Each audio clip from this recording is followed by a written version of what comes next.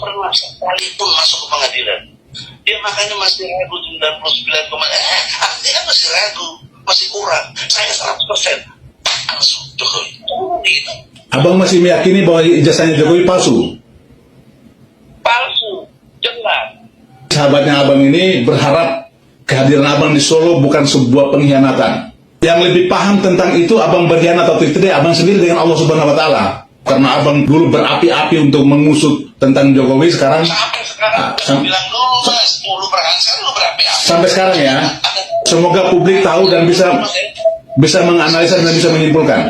Yang terpenting yang bisa saya tangkap bahwa abang masih mendukung perjuangannya Roy Suryo CS untuk mengungkap ijazah palsu. Itu yang intinya itu. Silakan. Oke. Akan halangi apalagi jadi bantu Jokowi. Tidak mungkin lah mas. Bilang sama Gus Dur, saya siap membahala gitu. Siap. Egy Sujana tipu Jokowi. Itu berita hebohnya. Bagaimana bisa Egy Sujana menipu Jokowi? Bisa aja. Jadi ini video bukan mengklarifikasi video kemarin yang menyatakan Egy Sujana menyerah, kemudian Jokowi memaafkan, kemudian kasus hukum dicabut SP3.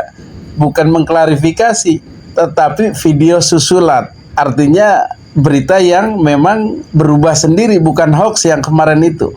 Berita yang muncul lagi dari si pelaku, yaitu dari Egy Sujana sendiri. Jadi Egy Sujana yang memulai, Egy Sujana yang mengakhiri. Kau yang mulai, kau yang mengakhiri. Kau yang berjanji, kau yang mengingkari. Egy Sujana bilang ke rumah Jokowi, Pak Jokowi itu orangnya baik, akhlaknya baik. Beberapa hari kemudian dia mengatakan, saya tidak pernah minta maaf, saya datang ke situ itu karena ada deal. Apa dealnya? Kamu hentikan tuntutan ijazah palsu, kamu minta maaf, sebagai imbalannya kamu nanti dikasih proyek triliunan. Jadi disogok uang lah begitu, supaya minta maaf. Kan aneh ini. Selain itu juga katanya Egy Sujana dan Pak Damai datang ke situ itu bukan sebagai minta maaf atau orang yang bersalah, justru orang yang benar mendatangi orang yang salah. Istilahnya adalah Nabi Musa dan Nabi Harun yang mendatangi Fir'aun. Jadi ke situ itu untuk mendakwai Jokowi supaya bertobat, karena kami adalah orang-orang yang berdakwah, membela kebenaran. Jadi analoginya Egy Sujana Musa dan Jokowi Fir'aun. Sehingga dalam Quran itu kan memang harus datang ke tempatnya, berdialog, memberikan pencerahan, memberikan dakwah, menasehati dengan empat mata. Begitu kira-kira. Tapi wallahu alam ini, karena Egy Sujana sendiri belum secara langsung mengklarifikasi ini. Kalau ini memang benar-benar terjadi, berarti fitnahan baru ini. Berarti babak baru lagi. Egy Sujana bisa diuber-uber lagi sama polisi. Bahkan bisa masuk penjara.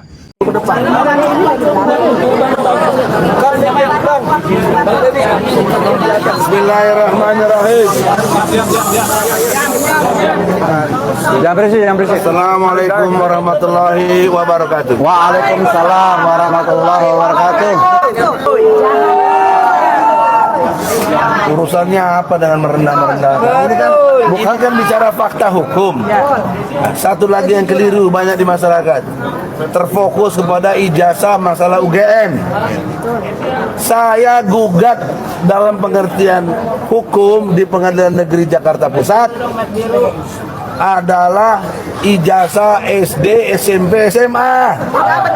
Tidak ada dengan ijazah UGM, nggak ada urusannya. Yang sekarang justru itu jadi debatable tadi. Dan dibuktikanlah ketika kami menggugat, Bambang Tri dan Gus Nur ditangkap oleh Mabes Polri, ditahan di bawah tanah tuh, di belah sana tuh bawah tanah tuh. Pertanyaan seriusnya, bagaimana saya mau membuktikan? Bagaimana saya mendatangkan saksi? Mau besuk aja susah. Maka saya cabut gugatan itu, belum masuk pokok perkara. Tadi di atas dibilang katanya saya udah dikalahkan karena pengadilan tidak menerima. Pengadilan tidak menerima itu bukan karena apa-apa karena saya cabut. Itu satu. Yang kedua, dengan ditangkap, pertanyaan saya, kalian wartawan kan cerdas. Apakah peristiwa perdata masih ada dengan ditangkapnya klien? Tidak, itu sudah peristiwa pidana. Orang ditangkap. Betul kan, Rey? Betul. Oleh karena itu, kalau dalam konteks pidana, yang harus membuktikan adalah jaksa dan polisi, bukan kami. Waktu perdata, iya. Maka dengan ditangkapnya itu saya tidak bisa buktikan, saya cabut. Bukan kalah, tidak berperkara karena saya ngajukan gugatan. Memang kalau perdata, siapa yang mendalilkan dia harus membuktikan. Tapi dalam pidana, dengan ditangkapnya klien saya, yang harus buktikan siapa? Polisi dan jaksa. Jaksa dan polisi. Nah, ketika saya kejar itu, jaksa menyatakan tidak ada ijazah asli, yang ada fotokopi yang dilegalisir. Itulah yang dia dapat dari polisi. Artinya kelembagaan negara yang diwakili polisi dan jaksa tidak bisa menghadirkan. Kok kenapa si Otto selalu ngomong dan Jokowi ngomong buktikan maka aslinya? Ya aslinya dia yang pegang lah kalau memang ada. Logika sederhana lagi. Kalau kalian dituduh ijazahnya palsu, apa kalian diam? Tidak dong. Oh, ini yang asli, betul? Refleks, ini asli, betul? Betul. Kenapa sampai detik ini Jokowi tidak juga menampilkan ijazah aslinya? Bahkan digelar perkara, ini peristiwa tertinggi dalam konteks proses pengadilan. Baru masuk ke pengadilan gitu loh. Jadi dengan adanya fakta hukum, fakta peristiwa tidak ada ijazah aslinya, maka logika hukum harusnya Jokowi jadi tersangka. Setuju. Dan segera diadili. Itu kok logika hukum. Bang, tadi jadi di dalam itu gelar perkara itu apakah sudah selesai dengan abangnya keluar, TPUA keluar gitu? Masuk Fusi Otto tuh, man sampai hari ini nggak berani jawab tantangan saya. Di pengadilan bilang ada ijazah Jokowi. Semua dengar, betul Bu Ria? Betul. Dan masyarakat belum paham bahwa ijazah Jokowi itu tidak cuma UGM, SD, SMP, SMA, itu semuanya nggak ada catatannya. Dengan hormat, Bapak Presiden, Anda nggak perlulah bantu kita, tapi jangan halangi kita mau gugat Jokowi ini. Jangan halangi kita besok pada mau ke Mabes Polri. Jangan halangi kita ke UGM.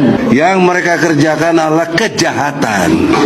Hingga tercatat oleh OCCRP, Organization Crime loh, ada crime-nya. Organized Crime and Corruption Reporting Project. Jadi ada korupsinya, ada kejahatannya gitu loh. Yang luar biasa, yang